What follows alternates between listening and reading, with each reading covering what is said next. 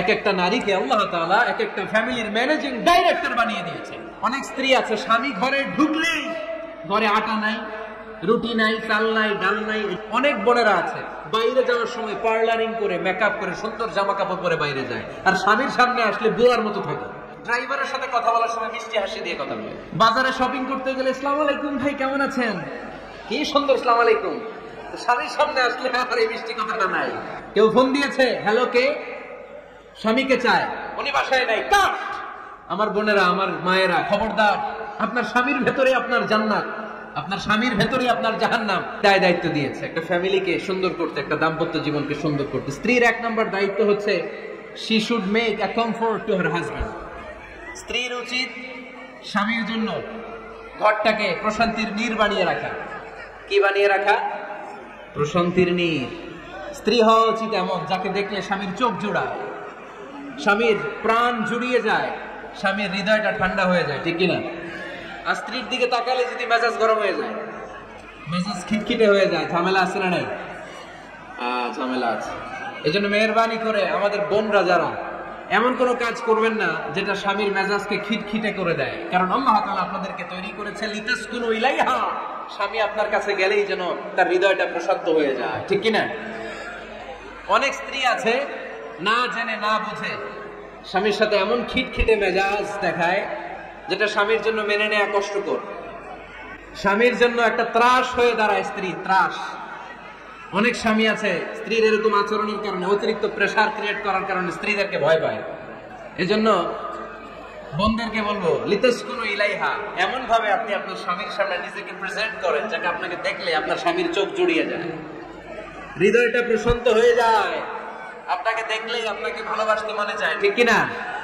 এজন্য রব্বুল আলামিন বলেন আমি নারীদেরকে তৈরি করেছি লিতাসকুনু ইলাইহা, যেন পুরুষেরা স্ত্রীদের সংস্পর্শ যখন পায় পুরুষদের হৃদয়টাকে প্রশান্ত করে দেয়। কে? রব্বুল আলামিন বলেছেন খাদিজার জন্য জান্নাতে আমি এমন একটা ঘর বানিয়েছি যেই ঘরের মধ্যে কোনো বিশৃঙ্খলা নাই। খাদিজার জন্য জান্নাতে এমন একটা প্রাসাদ আমি বানিয়েছি যেই প্রাসাদের মধ্যে কোনো আওয়াজ নাই, কোনো কোলাহল নাই, কোনো বিশৃঙ্খলা নাই। কারণ খাদিজা আমার নবীকে এমন একটা ঘর উপহার দিয়েছে যেই ঘরের মধ্যে কোনো বিশৃঙ্খলা ছিল না, আওয়াজও ছিল না। পড়েন সুবহানাল্লাহ। আল্লাহ রাসূল যখন সারাদিন কাফেরদের মাঝে কোরআনের দাওয়াত দিতেন, কোলাহল, মারামারি, জীবনের ঝুঁকি নিয়ে মক্কার কুরাইশদের মাঝে যখন দাওয়াত দিতেন, সব বিশৃঙ্খলা, ঝামেলা, গোলমাল শেষ করে রাতের বেলায় যখন খাদিজার ঘরে বিশ্বনবী ঢুকতেন, বিশ্বনবীর হৃদয়টারে প্রশান্ত করে দিত কে? আম্মাজান খাদিজা বিশ্বনবী সাল্লাল্লাহু আলাইহি ওয়াসাল্লামের জন্য এমন ঘর উপহার দিয়েছে যেই ঘরে বিশ্বনবী আসলে বিশ্বনবীর হৃদয়টা ঠান্ডা হয়ে যেত। সুবহানাল্লাহ পড়ো। অনেক স্ত্রী আছে স্বামী ঘরে ঢুকলেই ঘরে আটা নাই, রুটি নাই, চাল নাই, ডাল নাই, এটা লাগবে ওইটা লাগবে, ওখানে যেতে হবে, একটার পর একটা ফিরিস্তি বলে বেড়ায়, আছে না নেই? না, এটা করবেন না। আপনার কি লাগবে এই সব দায়িত্ব আল্লাহ তাআলা স্বামীকে দিয়েছে, স্বামীকে জানাবেন। তবে ধীরে সুস্থে, ধীরে সুস্থে স্বামীর জন্য ঘরটাকে এমন করে রাখতে হবে যেন ঘরে ঢুকলেই স্বামীর হৃদয়টারে প্রশান্ত করে দেয় কে? এজন্য স্ত্রীর প্রথম দায়িত্ব ঘরটারে প্রশান্তির নীড় বানানো। একটা সুখী দাম্পত্য জীবনের জন্য স্ত্রীর 2 নাম্বার দায়িত্ব হচ্ছে স্বামীকে ইন্সপায়ার করা, স্বামীকে সাহস জোগানো, পিছন থেকে ড্রাইভিং পুশের মতো কাজ করা। কারণ স্বামীকে যখন স্ত্রী সাহস যোগায় স্বামীর সাহস বেড়ে যায়, ঠিক কিনা? আল্লাহর হাবিব সাল্লাল্লাহু আলাইহি ওয়াসাল্লামের কাছে কোরআনের আয়াত নাযিল হলো, ইকরা বিসমি রাব্বিকাল্লাযী খালাক খালাকাল ইনসানা মিন আলাক ইকরা ওয়া রাব্বুকাল আকরাম আল্লাযী আল্লামা বিল কলম আল্লামাল ইনসানা মা লাম ইয়ালাম। পড়েন আল্লাহু আকবার। সূরাতুল আলাকের 5 আয়াত হেরা গুহায় যখন নাজিল হয়ে গেল, বিশ্বনবী সাইয়েদনা জিবরাইলকে নিজ আকৃতিতে দেখলেন, পা থেকে মাথা পর্যন্ত দেখে বিশ্বনবী ভয় পেয়ে গেলেন। বিশ্বনবী সাল্লাল্লাহু আলাইহি ওয়াসাল্লামের হৃদয় কাঁপতে আরম্ভ করলো। কোরআনের 5 আয়াত নিয়ে হেরা গুহা থেকে বিশ্বনবী আম্মাজান খাদিজাতুল কুবরা রাদিয়াল্লাহু তাআলা আনহার কাছে চলে আসলেন। এসে ডেকে বললেন, খাদিজা জাম্মিলুনি জাম্মিলুনি, কম্বল দিয়ে তুমি আমারে চাপা দাও, আমার ভয় লাগছে, মনে হয় আমি বাঁচবো না। আম্মা জান খাদিজা বললেন, কি হয়েছে আপনার? বিশ্বনবী বললেন, বিশাল বড় একটা লোক কোরআনের 5 আয়াত নিয়ে এসেছে। ওই লোকের পা হারা গোয়ার মধ্যে, মাথাটা আকাশের উপরে, এত বিশাল সত্তা, বিশাল কোন মানুষ জীবনে আমি দেখি নাই। এসে সে পরিচয় দিয়েছে সে নাকি জিব্রাইল ফেরেশতা। বিশ্বনবী বললেন, মনে হয় আমি বাঁচবো না, আমার জ্বর চলে এসেছে, আমার হৃদয়ের মধ্যে কাঁপুনি শুরু হয়েছে, তুমি আমারে কম্বল দিয়ে চাপা দাও।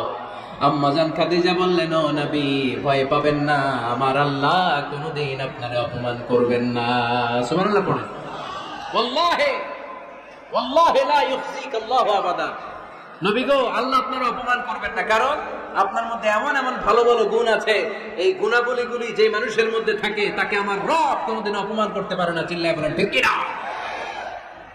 নবী, হ্যাঁ, ইন্নাকা লা তাসিলুর রাহিমা, আপনি আত্মীয়তার সম্পর্ক বজায় রাখেন। ও নবী, তাসদুকুল হাদিসা, সব সময় আপনি সত্য কথা বলেন। ওয়া তাহমিলুল কাল্লা, আপনি মানুষের বোঝা টেনে দেন। ওয়া তাকসিবুল মা'দুমা, যার উপার্জন করার কেউ নাই, নিজে গায়ে খেটে আপনি তার উপার্জন করে দেন। ওয়া তুঈনু আলা নাওয়াইবিল হক, সত্য যেখানে বিপন্ন সেখানে আপনি সাহসী সৈনিকের মতো দাঁড়িয়ে যান। সুবহানাল্লাহ। নবী, হ্যাঁ, আপনি ভয় পাবেন না, কারণ আপনি এমন অসাধারণ ব্যক্তিত্ব, এমন জনকল্যাণমূলক কাজের আঞ্জাম আপনি দেন, এরকম লোককে আল্লাহ কখনো অপমান করতে পারে? আপনি চালিয়ে যান, আপনাকে থামানোর মতো অপশক্তি গোটা বিশ্বে দ্বিতীয়টা নাই। চিল্লায় বলেন ঠিক কিনা? বিশ্বনবীকে সাহস জুগিয়েছেন, এরকম সাহস জোগানোর মতো স্ত্রী আমাদের দরকার আছে না নাই? বিশ্বনবী সারাদিন বাইরে যখন কাফের মুশরিকদের অত্যাচার অনাচার সহ্য করে ঘরে আসতেন, আম্মা জান আয়েশা এমন সাহসিকতার বাণী শোনাতেন, এমন মোটিভেশন শোনাতেন, এমন ইন্সপায়ারেশন দিতেন, বিশ্বনবী সারাদিনের সব দুঃখ কষ্ট ভুলে গিয়ে এর পরের দিনের দাওয়াতি কাজের জন্য নতুন করে এনার্জি ফিরে পেতেন। চিল্লায় পড়েন আল্লাহু আকবার। এজন্য স্ত্রীর 2 নম্বর কাজ হচ্ছে স্বামীকে সাহস যোগানো। 2 নম্বর কাজ কি? স্বামীকে সাহস যোগানো, স্বামীকে সাপোর্ট দেয়া। স্ত্রীর 3 নম্বর কাজ হচ্ছে স্বামীর ডাকে সাড়া দেয়া। কি দেয়া? স্বামী যদি স্ত্রীর সঙ্গ পেতে চায়, স্ত্রীর ওই ডাকে সাড়া দিতে হবে। রাতের বেলা স্বামী যদি স্ত্রীর সঙ্গ চায়, আর স্ত্রী যদি সঙ্গ না দিয়ে চলে যায়, ফজর পর্যন্ত স্ত্রীর উপর আল্লাহর ফেরেশতারা লানত দিতে থাকে। চিল্লায় পড়েন নাউযু বিল্লাহ। তবে হ্যাঁ, ভ্যালিড যদি কোনো কজ থাকে, ভ্যালিড কজ, অসুস্থতা, অন্যান্য কমপ্লেক্সিটি যদি থাকে, সেটা ভিন্ন ব্যাপার। কিন্তু ইগোর কারণে, ইগো, মেজাজ দেখিয়ে, রাগ দেখিয়ে কোনো বোন যদি স্বামীর আহ্বানে সাড়া না দিয়ে মুখ ফিরিয়ে চলে যায়, ফজর পর্যন্ত আল্লাহর ফেরেশতারা ওই মহিলার উপর লানত দিতে থাকে। আওয়াজ করে পড়তে হবে নাউযু বিল্লাহ। আবার বিষ্ণু বলেছেন, খবরদার, রমজান ছাড়া কোন নফল রোজা কোন স্ত্রী যদি রাখতে চায়, নফল রোজা রাখার আগে স্বামীর কাছ থেকে যেন সে অনুমতি নিয়ে নেয়। নফল রোজা, আওয়াজ করে বলেন কি রোজা? ফরজ রোজা না। দিনের বেলা যেহেতু রোজা রাখতে হয়, কোন নারী, কোন যুবতী নারী, বয়স্ক নারীদের কথা ভিন্ন, কোন যুবতী নারী যদি নফল রোজা রাখতে চায়, সে তার স্বামীর পারমিশন নেবে। কারণ হয়তো স্বামী দিনের বেলা স্ত্রীর সঙ্গ চেতে পারে, ঠিক কিনা? এজন্য স্বামীর কাছ থেকে পারমিশনের দরকার আছে না নেই? দাম্পত্য জীবনকে সুখময় করতে হলে একজন স্ত্রীর 4 নম্বর দায়িত্ব হচ্ছে নিজের সতীত্বের হেফাজত করা। 5 নম্বর দায়িত্ব হচ্ছে স্বামীর সম্পদের হেফাজত করা। সাইয়েদনা আবু সুফিয়ান রাদিয়াল্লাহু তাআলা আনহু ছিলেন খুব কৃপণ মানুষ, বিষ্ণু ইসলামের শ্বশুর। সহিহ বুখারীতে এসেছে, ওনার স্ত্রী এসে আল্লাহ রাসূল সাল্লাল্লাহু আলাইহি ওয়াসাল্লামের কাছে বলেন, ইয়া রাসূলুল্লাহ, ইন্না আবা সুফিয়ান রাজুলুন শাহীহ। আল্লাহ রাসূল, আবু সুফিয়ান খুব কৃপণ মানুষ, আমার আর আমার সন্তানদের খরচের জন্য যে টাকা পয়সা লাগে আমার স্বামী দেয় না। এখন আমার স্বামীর অনুমতি ছাড়া সিন্ধুক থেকে টাকা নেয় আমার জন্য জায়েজ কিনা? আল্লাহর হাবিব বললেন, হ্যাঁ, স্বামী যদি কৃপণ হয় তাহলে ফ্যামিলির খরচের জন্য যতটুকু দরকার ততটুকু নিতে পারবা, ওইটারে ক্ষমা করে দিবে কে? আমাদের অনেকের মধ্যে অনেক কৃপণ লোক আছে না নাই? এই কৃপণ লোক যদি থাকে, আপনার অনুমতি ছাড়াও ভাবি আপনার পকেট থেকে টাকা নিতে পারবে। কৃপণ যারা, তাদের পারমিশন ছাড়া পকেট থেকে, আলমারি থেকে টাকা নিয়ে যতটুকু দরকার ফ্যামিলির ততটুকু খরচ করা যাবে, অতিরিক্ত খরচ করা যাবে না। 6 নম্বর দায়িত্ব হচ্ছে ছেলে মেয়েদেরকে দেখাশোনা করা, ছেলে মেয়েদেরকে বুকের দুধ খাওয়ানো। অনেক মা আছে ছেলে মেয়েদেরকে বুকের দুধ খাওয়াতে চায় না, আছে না নাই? হ্যাঁ, ডানু খাওয়ায়, ডানু। আর কি খাওয়ায়? হ্যাঁ, মিল্ক ভিটা, আর নিডো, নেসলে, সেরেলাক, আর হ্যাঁ বায়োমিক। মাশাআল্লাহ, অনেক নাম জানেন তো আপনারা। মেডিকেয়ার। তো এই বুকের দুধ খাওয়াতে চায় না অনেক মায়েরা। আপনার বুকের দুধের মধ্যে বাচ্চাদের জন্য আল্লাহ রাব্বুল আলামিন ন্যাচারাল ভ্যাকসিন দিয়ে দিয়েছেন। চিল্লায় পড়েন সুবহানাল্লাহ। ন্যাচারাল, প্রাকৃতিক টিকা, বাচ্চার জীবনের প্রথম টিকাটা, সন্তানের জীবনের নবজাতক শিশুর প্রথম টিকাটা আল্লাহ তাআলা মায়ের বুকের শাল দুধের ভিতরে দিয়ে দিয়েছেন। সুবহানাল্লাহ। টিকাগুলো তো বাজার থেকে কিনতে হয়, প্রথম টিকাটা আল্লাহ ফ্রি দিয়ে দিয়েছে। সুবহানাল্লাহ পড়বেন না? এজন্য রাব্বুল আলামিন বলেন, ওয়াল ওয়ালিদাতু ইউরদি'না আওলাদাহুন্না হাওলাইনি কামিলাইনি লিমান আরাদা আন ইউতিম্মার রাদাআ। দুনিয়ার প্রতিটা মায়ের উচিত টানা 2 বছর তাদের সন্তান সন্ততিদেরকে দুধ খাওয়ানো। কয় বছর? আওয়াজ করে বলতে হবে, কয় বছর? মায়ের বুকের দুধ যে ছেলেগুলো খায় না, এদের ব্রেনের গ্রোথ হয় না। এগুলো হয় বলদা নাম্বার 1। কি হয়? বলদা নাম্বার 1। ফার্মের মুরগির মতো এগুলা। ফার্মের মুরগি দেখছেন? হ্যাঁ, ফার্মের মুরগি দেখবেন যে দোকানে যখন কিনতে যাবেন, এটারে নিয়ে যেখানে ওজন করে ওইখানে বসা রাখলে ওইখানেই বসে থাকে, আধা ঘন্টায় উঠবে না, এটা বসেই থাকে। আর গ্রামের মুরগি দেখছেন, দেশি মুরগি, ধরতে পারবেন এটারে? খবর আছে, ঘাম ছুটায় ছাড়বে। তো মায়ের বুকের দুধ যেগুলা খায় এগুলো দেশি মুরগির মতো। আর এই নিডু খায় যেগুলো, এগুলো 1 নম্বর বলদা হয়, আর ফার্মের মুরগির মতো হয়। ঠিক কিনা? উদাহরণটা দিলাম এই জন্য, আপনার সন্তানের ভবিষ্যতের কথা বোঝানোর জন্য উদাহরণটা দিয়েছি। বুকের দুধ খাওয়াবেন, এর মধ্যে আল্লাহ তাআলা এমন নিউট্রিশন, পুষ্টিগুণ দিয়ে মায়ের বুকের দুধকে আল্লাহ তাআলা সমৃদ্ধ করেছে। বাচ্চার ব্রেইনের গ্রোথ হয়, বাচ্চার হাড্ডিগুলো খুব শক্ত হয়, সে ইনফিরিয়রিটি কমপ্লেক্সে ভোগে না, হীনমন্যতায় ভোগে না। জীবনের যেখানেই যাবে সেখানেই সে হবে সফল। চিল্লায় বলেন ঠিক কিনা? অনেক মা আছে বুকের দুধ খাওয়াতে চায় না, ডানু খাওয়ায়, নিডু খাওয়ায়, আবার নিজেদের কাজের জন্য ব্যস্ত, ছেলে মেয়েদেরকে সময় দেয় না। আছে না নাই?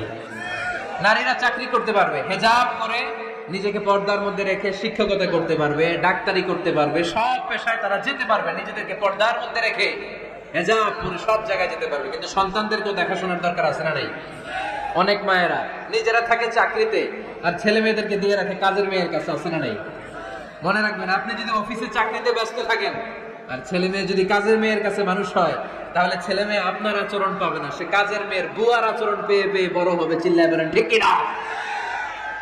এক একটা নারীকে আল্লাহ তাআলা এক একটা ফ্যামিলির ম্যানেজিং ডাইরেক্টর বানিয়ে দিয়েছে। A woman is an MD of a family. একজন নারী একটা ফ্যামিলির ম্যানেজিং ডাইরেক্টর। এখানে অনেক কাজ আছে মিয়া। এখানে তার ফুড ম্যানেজমেন্ট এনশিওর করতে হয়, এখানে অনেক ডিপ্লোমেসি জানা লাগে। একজন নারীকে ফ্যামিলিতে টিকে থাকতে হলে কূটনীতি লাগে, শাশুড়ির সাথে বউয়ের ঝগড়া আসলে নেই, তো ম্যানেজ করতে হয়। একান্নবর্তী ফ্যামিলি হলে স্বামীর ভাই বোন এদের মন মানিয়ে চলতে হয়, পুরো ঘরটাকে হ্যান্ডেল করতে হয়। এখানে আছে ফুড ম্যানেজমেন্ট, এখানে আছে ক্লিনিং ম্যানেজমেন্ট, এখানে আছে ডিপ্লোমেসি। পুরো ঘরের মধ্যে তো বিশাল একটা অফিস। এই কাজ ফেলে দিয়ে মহিলারা বাইরে ঘুরে বেড়ায় না, ফ্যামিলি সামলান। আপনি যদি কর্মঠ হন তাহলে আপনার ফ্যামিলির মধ্যে বরকত দিয়ে এটাকে সমৃদ্ধ করে দিবে কে? তাহলে সুখী দাম্পত্য জীবনের 6 নম্বর ফর্মুলা হচ্ছে ছেলে মেয়েদেরকে সময় দেয়া। ছেলে মেয়েদেরকে সময় দেন। Spending money, spending time is more important than spending money for children. ছেলে মেয়েদের জন্য টাকা ব্যয় করার চেয়ে ছেলে মেয়েদের সাথে সময় ব্যয় করা বেশি গুরুত্বপূর্ণ। ঠিক কিনা? এমন অনেক ফ্যামিলি আছে আমি দেখেছি যে বাবাও চাকরিজীবী, মাও চাকরিজীবী। আছে না নাই? হয় ডে কেয়ারে না কাজের বুয়ার কাছে মানুষ হইতেছে। বাবা মারা যখন সকালে অফিসের জন্য বের হয় তখনও ছেলে মেয়ে ঘুমায়, আবার রাতে যখন মিটিং সিটিং সব শেষ করে ঘরে আসে তখনও ছেলে মেয়েগুলো ঘুমায়। শুক্রবার ছাড়া বাবা মার ছেলে মেয়েদের দেখা নেই। এরকম ফ্যামিলি আছে না নাই? ঢাকাতে পারিবারিক এই ক্রাইসিস, এই সংকটগুলো আমরা প্রায়ই শুনি। আল্লাহ তুমি আমাদের ফ্যামিলিগুলোরে বরকতময় করো, আমাদের ফ্যামিলিতে যেন আমরা জান্নাতি ইমেজ উপভোগ করতে পারি, তুমি তৌফিক দান করো। আওয়াজ করে পড়বো আমিন। 7 নম্বর দায়িত্ব, বিশ্বনবী বলেছেন খবরদার, স্বামী পছন্দ করে না এমন কোন লোককে স্ত্রী যেন ঘরে অ্যালাউ না করে। স্বামী পছন্দ করে না এমন কোন লোককে আপনার স্ত্রী ঘরে অ্যালাউ করতে পারবে? আমার বোনেরা খবরদার, আপনার স্বামীর পারমিশন ছাড়া, আপনার স্বামী পছন্দ করে না এরকম কোন লোককে আপনার ঘরে আপনি অ্যালাউ করতে পারবেন না। 8 নাম্বার, স্বামীকে আর্থিকভাবে সহযোগিতা করা।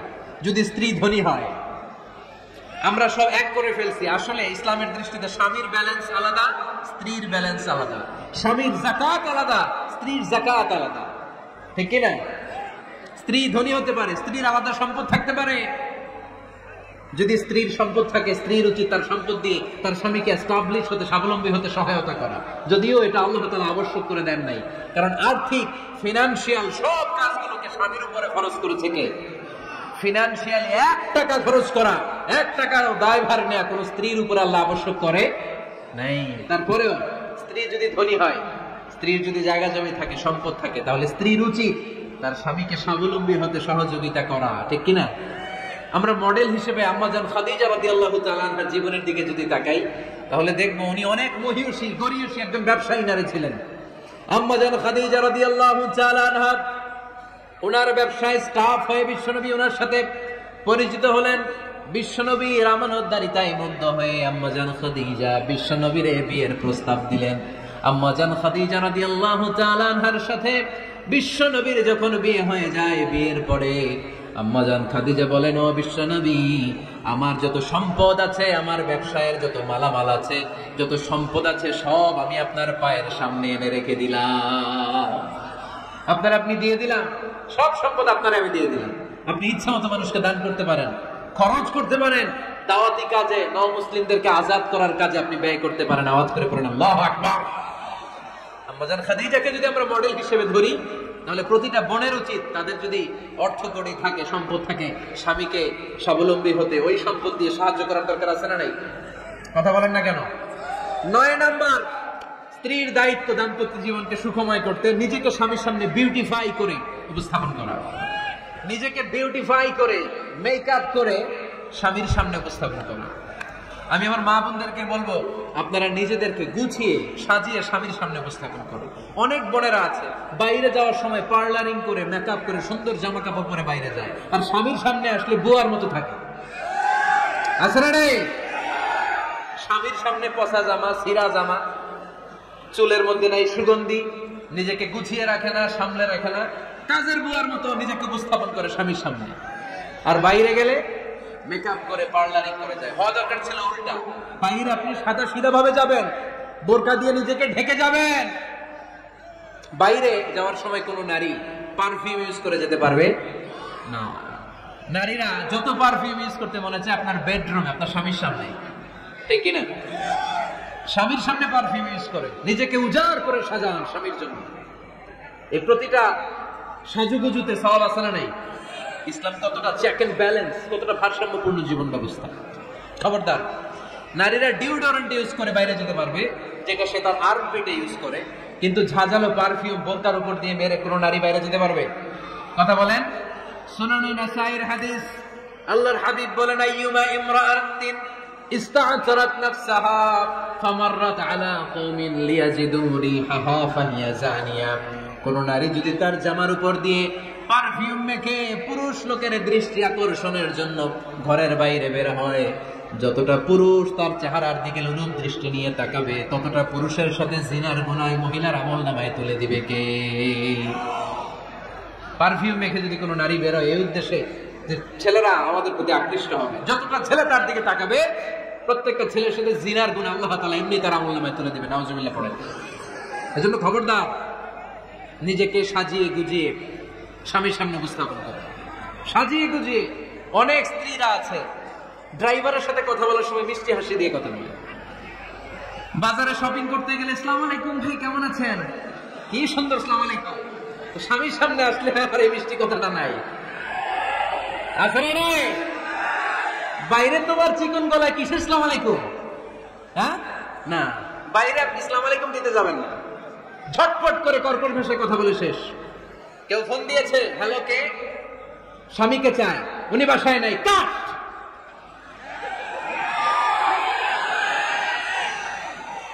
কারে চান? আপনার হাজবেন্ডের, নাই, কাট, শেষ করে দিবেন। মিষ্টি মিষ্টি আসসালামু আলাইকুম, আসসালামু আলাইকুম বলা যাবে নাকি? খবরদার, খবরদার। বাজার করতে গেলে কি মিষ্টি হাসি, দোকানে গেলে কি মিষ্টি আলাপ, ড্রাইভারের সাথে কি সুন্দর কথা, সিএনজি ওলার সাথে কি সুন্দর আলাপ। আর ঘরে আসলে এই চেহারাটারে এরকম করে রাখে, আসলে নাই? ঘরে আসলে স্বামীর সাথে খিটখিটে মেজাজ না, বলে উল্টো করে ফেলছেন আপনি। বরং স্বামী ছাড়া অন্যদের সাথে কথা শর্টকাটে সারবেন, যাতে কোনো ফিতনা চলে না আসে। চিল্লায় বলেন ঠিক কিনা? আর নিজেকে স্বামীর জন্য উজাড় করে সাজান, পার্লারিং করেন, বিউটিফিকেশন করেন, মেকআপ করেন, বেডরুমে পারফিউম মাখেন, নিজেকে উজাড় করে স্বামীর জন্য সাজান। সওয়াব দিয়ে আপনার আমলনামাটারে পূর্ণ করে দিবে কে? বিশ্বনবী যখন সফরে যেতেন, সফর থেকে ফিরে আসার সময় ডিরেক্টলি স্ত্রীর ঘরে যেতেন না। বিশ্বনবী একজনকে ঘরে পাঠিয়ে দিতেন, মদিনার উপকণ্ঠে কিছু সময় অপেক্ষা করতেন আর বলতেন, আজকে আমি আয়েশার ঘরে যাব, আয়েশারে যে বলো আমি এসেছি, কয়েক ঘন্টা পরে আয়েশার ঘরে আমি ঢুকবো। সুবহানাল্লাহ পড়েন। স্ত্রীকে সময় দিতেন, কারণ স্ত্রী হয়তো কাজ করে, ঘর গুছায়, ঘেমে থাকতে পারে, তাকে নিজেকে গুছানোর জন্য সময়ের দরকার আছে না নেই? লম্বা সফর শেষ করে, সেই বুখারীর হাদিস, বিশ্বনবী যখন সফর শেষ করে মদিনায় ফিরতেন, ডিরেক্টলি স্ত্রীর কাছে যেতেন না, মদিনার উপকণ্ঠে ওয়েট করতেন এবং বার্তাবাহককে পাঠাতেন, যে বলো যে আজকে আমি সফিয়ার ঘরে থাকবো। সফিয়াকে সময় দিতেন 2 ঘন্টা, যাতে নিজেকে সাজিয়ে নিতে পারে। সুবহানাল্লাহ পড়ো। আমার বোনেরা, আমার মায়েরা, খবরদার, আপনার স্বামীর ভেতরে আপনার জান্নাত, আপনার স্বামীর ভেতরে আপনার জাহান্নাম। আপনার স্বামীর মনকে খুশি রাখতে পারলে জান্নাতের দরজাগুলো আপনার জন্য খুলে দিবে কে? ক্যাপাসিটির বাইরে কিছু যাবেন না। এই 10টা স্ত্রীদের দায়িত্ব। এই 10টা পয়েন্ট যদি কোনো স্ত্রী স্বামীর জন্য এইভাবে স্যাক্রিফাইস করে করে এইভাবে আঞ্জাম দিতে পারে, এই স্ত্রীদের জন্য জান্নাতের দরজাকে খোলা রেখেছে কে? আওয়াজ করে বলতে হবে, খোলা রেখে দিয়েছেন কে?